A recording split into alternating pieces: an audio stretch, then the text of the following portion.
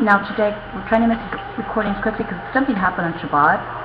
First of all, we went and we tried to get our reservation early, but you know, when we got there, we couldn't find the place. Then we give us directions.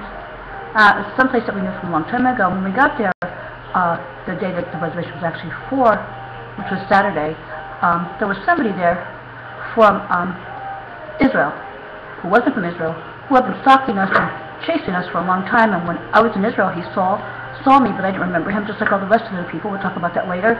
That that knew me, but had something to do with my kidnapping. And he was even working for one of the persons that had something to do with my kidnapping, who was the best friend of called herself being the best friend or friends of Imposter Charles's mother, who was actually caught and put in prison several years ago, and was caught with my credit card on her. She was caught in Cyprus, and she was involved in kidnapping too.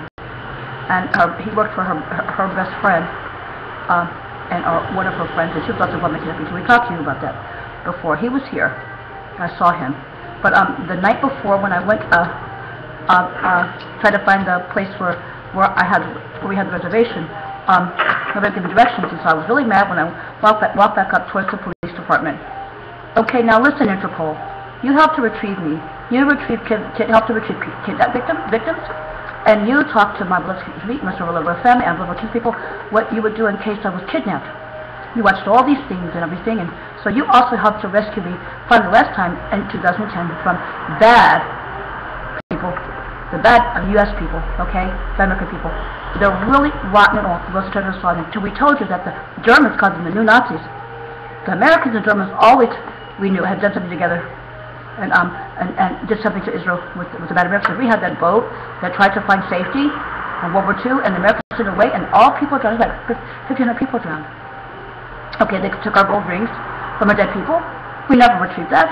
They're not friends, and they never were friends. And when I was so trapped over them, and we were trying to bust the rest of them, they were essentially go on the street and say that America wasn't the friends of Israel the way that they did us and everything. And I was terrified because you know, there were our people, and they were trying to catch the rest of the people that had hurt us all.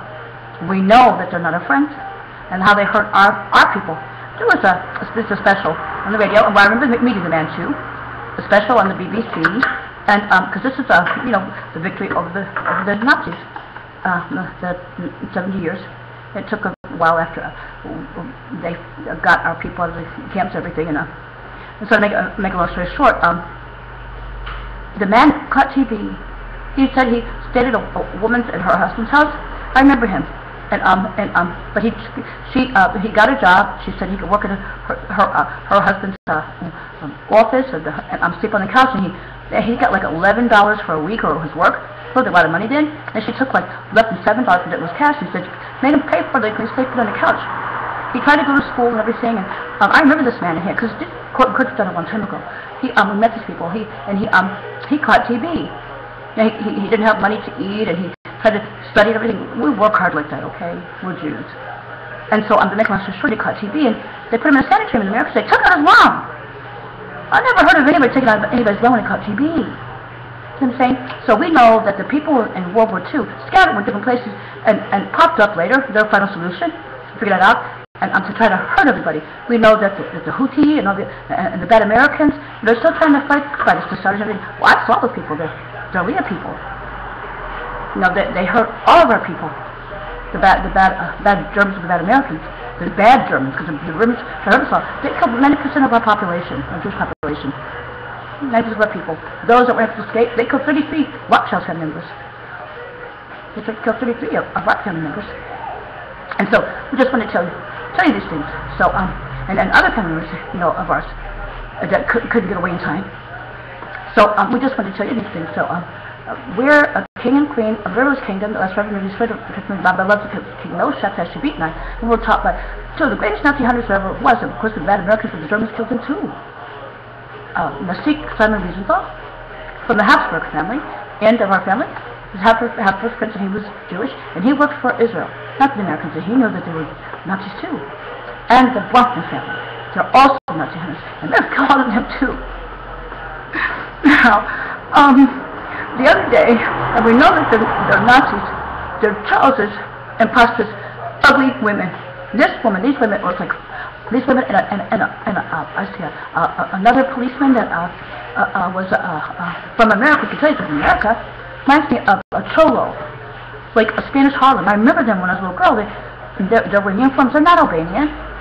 They actually tried to kill me in the police department. After I left the hospital, and that man from England, that's not M15, he had threatened us. He got arrested, I remember.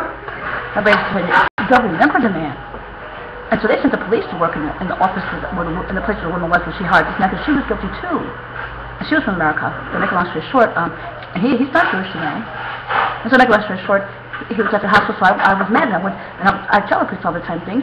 Our police chief, our relative was the police chief of Toronto, and he was killed during a kidnapping. He was almost rescued here, and the kidnappers killed him.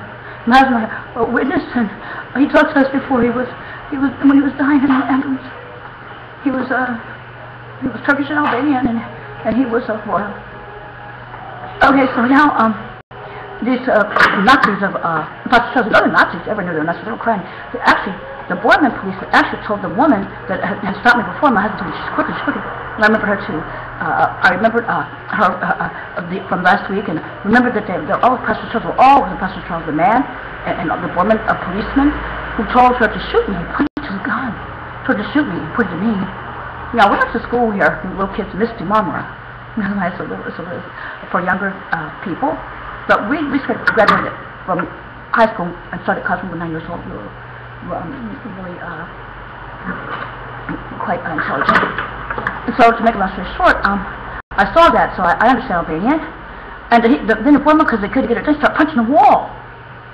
And then the other man that I said I was from America, they had some fake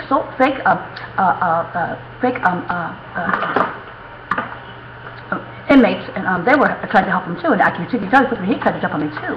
We're going to have to make another video, and we'll discuss the rest of this.